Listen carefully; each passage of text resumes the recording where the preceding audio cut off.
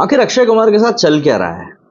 पहले एक के बाद एक मूवीज फ्लॉप हो रही थी, फिर अभी 2 दिनों से फिर वही गुटखा वाला विवाद हुआ। हालांकि इसको लेकर उन्होंने क्लैरिफिकेशन दे दिया, लेकिन उसके बावजूद भी एक एक्टर का काम होता है एक्टिंग करना, मूवीज में काम करना, और मूवीज में काम करके उसको डिलीवर भी करना होता है, मतलब मूवीज चलें ये चीज मेक श्योर करनी पड़ती है।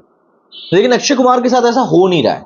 ओएमजी को अगर हम हटा दें तो पिछले 2 साल में मतलब उनकी न जाने कितनी ही फिल्में फ्लॉप हो चुकी हैं, और ऐसा नहीं कोई छोटी मोटी फिल्में थी, अच्छी बड़ी बड़ी फिल्में, बड़े नाम वाली फिल्में तक फ्लॉप हुई हैं। तो आखिर अक्षय कुमार के साथ प्रॉब्लम क्या चल रही है?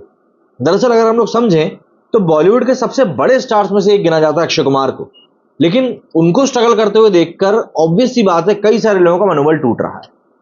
कोविड-19 महामारी के बाद से उनकी फिल्मों का हाल वैसे भी काफी खराब चल रहा है। बॉलीवुड फिल्मों के बिजनेस का गणित बताता है कि अक्षय की फिल्मों का चलना थिएटर्स के लिए कितना ज्यादा जरूरी है। आप इस बात को समझिए कि महामारी के समय थिएटर्स के बंद होने से पहले वाले साल 2019 में ही अक्षय बॉलीवुड के लिए सबसे बड़े स्टार बने थे। उनकी फिल्मों ने 2019 में 750 करोड़ रुपए से ज्यादा का नेट कलेक्शन जुटाकर दिया था। ये साल एक साल में किसी भी एक्टर की फिल्मों का सबसे बड़ा कलेक्शन था उस समय का। 2015 से ही जिन बॉलीवुड एक्टर्स की फिल्मों ने सबसे ज्यादा नेट कलेक्शन किया था, उनमें अक्षय का नाम हमेशा टॉप 2 में रहा था। बॉलीवुड की खान तिकड़ी हो या ऋतिक रोशन हो, इनकी 1 या 2 फिल्में साल में आती हैं और बड़ी कमाई करती हैं, लेकिन अक्षय कुमार साल में 3 से 4 फिल्मों के साथ बॉक्स ऑफिस पर बराबर डटे रहने वाले एक्टर थे। उनकी अलग अलग फिल्में मिलकर थिएटर्स को साल भर में भरपूर दर्शक देती आ रही थी। मगर लॉकडाउन के बाद से अक्षय की फिल्मों का ना चलना फिल्म बिजनेस के लिए बहुत ज्यादा नुकसानदायक बन चुका है, और लोगों को ये चीज लिटरली समझनी पड़ेगी कि अक्षय कुमार के साथ कुछ तो प्रॉब्लम है। मतलब आप अक्षय की लेटेस्ट रिलीज मिशन रानीगंज की बात कर लीजिए, इसका बॉक्स ऑफिस पर ओपनिंग वीकेंड गुजर चुका है, करीब 5 से 6 दिन इसको रिलीज हुए हो चुके हैं, और इसकी रिपोर्ट अक्षय के फैंस के लिए बिल्कुल भी ठीक नहीं है। मिशन रानीगंज ने शुक्रवार को 2.8 करोड़ का कलेक्शन किया था। यह पिछले 1 दशक में अक्षय की फिल्मों की सबसे छोटी ओपनिंग में से एक थी। शनिवार रविवार मिलाकर मिशन रानीगंज ने पहले 3 दिनों में 12.5 करोड़ रुपए कमाए, और एक बार के लिए इस पर यकीन कर पाना मुश्किल है कि ये किसी अक्षय कुमार की मूवी के ओपनिंग डे का वीकेंड का कलेक्शन था। और वहीं से अगर हम देखें तो मंडे ट्यूसडे का कलेक्शन जो हुआ उसको मिलाकर भी इसका कलेक्शन कुल 15.5 करोड़ रुपए ही पहुंच पाया है। तो ये बहुत कम कलेक्शन है। मतलब लॉकडाउन से पिछले साल 2019 में अक्षय की 4 फिल्में रिलीज हुई थी। इन फिल्मों में सबसे छोटी ओपनिंग थी हाउसफुल 4 की, जिसने पहले दिन 16 करोड़ से थोड़ा ज्यादा ही कमाया था।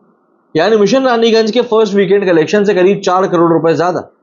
अक्षय बॉलीवुड के पहले बड़े स्टार हैं जिनकी फिल्म से लॉकडाउन के बाद खुले थिएटर्स में जनता आनी शुरू हुई थी। इनकी इस फिल्म बेल बॉटम जो कि 2021 में आई थी, इसका बिजनेस भले ही फ्लॉप में गिना जाता, लेकिन उस तरह के हाल में फिल्म रिलीज करने की हिम्मत दिखाना ही एक बहुत बड़ी बात थी। कोविड-19 के बाद से शायद ही किसी एक्टर की इतनी फिल्में आई होंगी जितनी अक्षय की आ चुकी। उनकी अब तक कुल 12 फिल्में रिलीज हो चुकी हैं। इनमें से 3 लक्ष्मी, अतरंगी रे और कठपुतली ओटीटी पर रिलीज हुई थी। इन तीनों में से कठपुतली को ठीक ठाक रिव्यूज मिले थे, लेकिन बाकी दोनों फिल्मों को जनता ने सिरे से नकार दिया। अक्षय की जो बाकी की 9 फिल्में थिएटर्स में रिलीज हुई हैं, उनमें सिर्फ 2 ही हम हिट मान सकते हैं, सूर्यवंशी और ओएमजी 2। हालांकि अगर हम टेक्निकली देखें तो ओएमजी 2 में अक्षय का किरदार एक लंबे कैमियो जैसा ही था, क्योंकि मूवी में सेंटर किरदार के रूप में पंकज त्रिपाठी थे।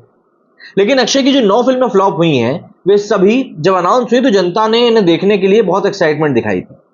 पिछले साल थिएटर्स में रिलीज हुई अक्षय की 4 फिल्मों में से सिर्फ राम सेतु ही थोड़ी ठीक ठाक कमाई कर पाई थी, जबकि इस साल आई सेल्फी का तो इतना बुरा हाल रहा कि उसको किसी ने पूछा तक नहीं। ओएमजी 2 से ये लगा कि शायद अक्षय की गाड़ी पटरी पर आ जाएगी, लेकिन मिशन रानीगंज ने ये सारी उम्मीदें एक बार फिर से तोड़ दी और बता दिया कि शायद ओएमजी 2 एकमात्र अपवाद थी और कुछ भी नहीं। जिस कंसिस्टेंसी से अक्षय की फिल्में थिएटर्स पहुंचती हैं और साल भर उनकी किसी ना किसी फिल्म का शूट चलता रहता है, उससे समझा जा सकता है कि इस खिलाड़ी की इंडस्ट्री में जगह कितनी बड़ी है। बड़े बजट में बनी फिल्में अपनी हाइप के दम पर थिएटर्स में माहौल लूट ही लेती, छोटे बजट की दमदार कहानी वाली फिल्मों को दर्शकों की तारीफ संभाल लेती। इनके बीच में मीडियम बजट वाली फिल्मों का एक पूरा सेगमेंट है जिससे कि फिल्म बिजनेस साल भर कंसिस्टेंट बना रहता है। अक्षय और अजय देवगन सालों से इस सेगमेंट के पक्के वाले स्टार रहे हैं, इसीलिए अक्षय का चलना सिनेमा के लिए बहुत ज्यादा जरूरी है। 2022 के बाद अक्षय के लिए साल भी अक्षय के लिए कुछ खास जा नहीं रहा है। इस साल की उनकी सारी बॉलीवुड फिल्में रिलीज हो चुकी हैं। अब अक्षय 2024 में 2 बड़ी एक्शन फिल्में बड़े मियां छोटे मियां और स्काई फोर्स में नजर आने वाले हैं। इसके अलावा सरोराई पोट्रू का हिंदी रीमेक भी एक एक्साइटिंग प्रोजेक्ट है।